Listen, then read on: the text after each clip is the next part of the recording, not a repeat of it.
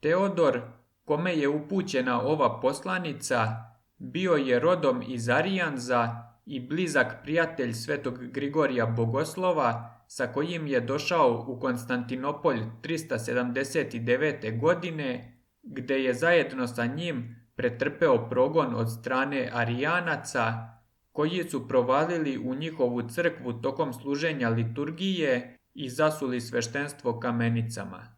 Teodor nije mogao da se pomiri sa ovim i izneo je svoju nameru da sudski goni počinioce. Sveti Grigorije Bogoslov piše ovu poslanicu da ga odvrati od te namere, dokazujući mu da je mnogo plemenitije oprostiti nego svetiti se. Sveti Grigorije Bogoslov. Kamenovanje u Konstantinopolju i o opraštanju. Čujem da ste ogorčeni zbog nasilja koje su nam učinili monasi i oni koji su se odlučili na život u siromaštvu.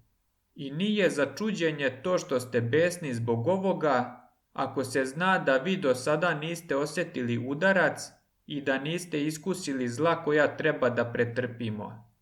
Ali, pošto smo mi pretrpeli mnoge oblike zla i pošto smo primili svoj deo vređanja, možemo biti smatrani dostojnim poverenja kada vašu visost savetujemo onako kako staro doba uči i kako razum preporučuje. Zaista je ono što se desilo bilo strašno i više nego strašno. Niko to neće poricati. To što su naši oltari napadnuti, vršenje svetih tajni prekinuto i to što smo mi sami morali da stanemo između pričesnika i onih koji su želeli da ih kamenuju i da učinimo da naše posredovanje bude lek protiv kamenovanja. I što je zaboravljeno poštovanje koje treba odavati devstvenicima i dobre zapovesti monaštva i nevolje siromašnih koji su kroz divljaštvo izgubili čak i samilost. Ali možda je bolje biti strpljiv i mnogima dati primer istrajnosti kroz naša stradanja, jer dokaz nije toliko ubedljiv svetu koliko je ubedljivo delo, taj tihi prekor i opomena. Smatramo da je kažnjavanje onih koji su nam naneli nepravdu važna stvar. Važna stvar kažem, jer čak i ovo je ponekad korisno za ispravljanje drugih, ali je mnogo bolje i božanstvenije kada postoji strpljenje za nepravde. Jer prvi način zauzdava grešnost, ali drugi čini ljude dobrima, što je mnogo bolje i savršenije nego samo ne biti zao.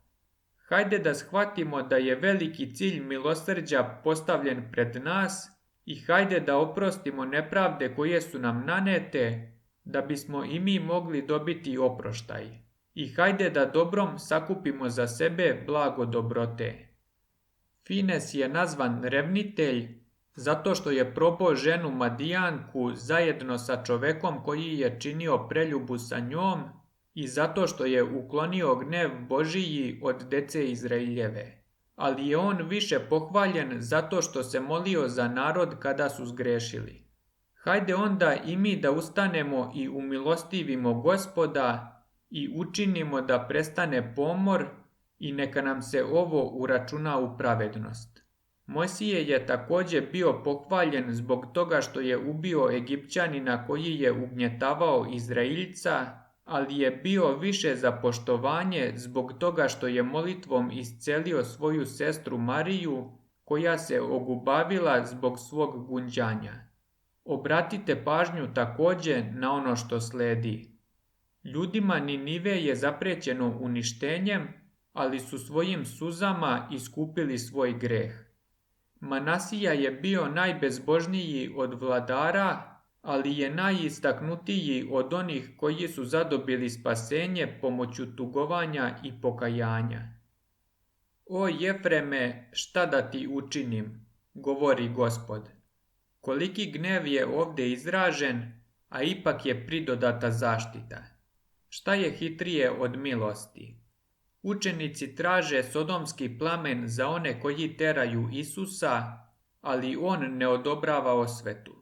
Petar je odsekao uvo Malhu, jednom od onih koji su vređali Isusa, ali ga je Isus iscelio. A šta da kažemo o onom koji je pitao da li mora 7 puta oprostiti bratu ako mu sagreši? Zar nije prekoren zbog svoje škrtosti? Jer sedmici je dodato 70 puta 7. Šta je sa dužnikom iz Evanđelja koji nije želeo da oprosti kao što je njemu bilo oprošteno? Zar nije zbog ovoga od njega iznuđeno na još oštriji način? I šta kaže primjer molitve? Zar ne traži da se oproštaj zasluži opraštanjem? Pošto imamo toliko primjera, hajde da se ugledamo na milost Božiju i da ne poželimo da iz svog primjera naučimo koliko je veliko zlo uzvraćanje greha. Vidite redosled kada je u pitanju dobrota. Prvo donosi pravila, zatim zapoveda, upozorava, prekoreva, istrajava sa upozorenjima, uzdržava se, upozorava ponovo i zadaje udarac samo kada je primorana da to učini, ali i ovo čini malo po malo, otvarajući put za ispravljanje. Hajde zato da ne udarimo iznenada, jer nije bezopasno da se ovo učini, nego obuzdavši strah, hajde da pobedimo milošću i da svojom dobrotom od njih načinimo svoje dužnike, mučeći ih njihovom savješću, a ne njihovim besom. Hajde da ne sasušimo smokvu koja bi ipak mogla da donese plod, niti da je odbacimo kao beskorisnu i kao onu koja slabi zemlju, kada postoji mogućnost da je briga i marljivost veštog baštovana ipak izleči. I hajde da ne dopustimo tako brzo da uništimo mnogo veliko i slavno delo zbog onoga što je možda đavolova pakost i zloba, nego hajde da izaberemo da se pokažemo kao milostivi, a ne kao okrutni, i kao oni koji vole siromašne, a ne pravdu u teoriji.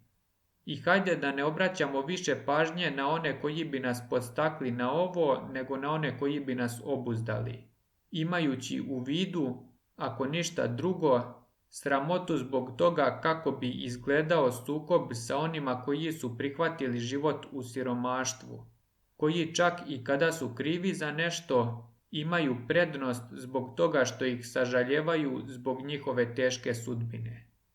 Ali, kako stvari stoje, imajte obzira da svi siromašni i oni koji ih podržavaju, i svi monasi i devstvenici padaju pred vašim nogama i mole vas u njihovo ime. Učinite im zbog njih ovu uslugu, pošto su dovoljno patili, što je jasno iz onoga što su tražili od nas. I iznad svih učinite meni, koji sam njihov zastupnik. I ako vam izgleda čudovišno da mi budemo osramoćeni od strane njih, upamtite da je daleko gore da mi ne budemo saslušani od strane vas kada vas molimo za ovo. Neka Bog oprosti plemenitom Pavlu uvredu koju nam je naneo. Kraj 77. poslanice svetog Grigorija Bogoslova.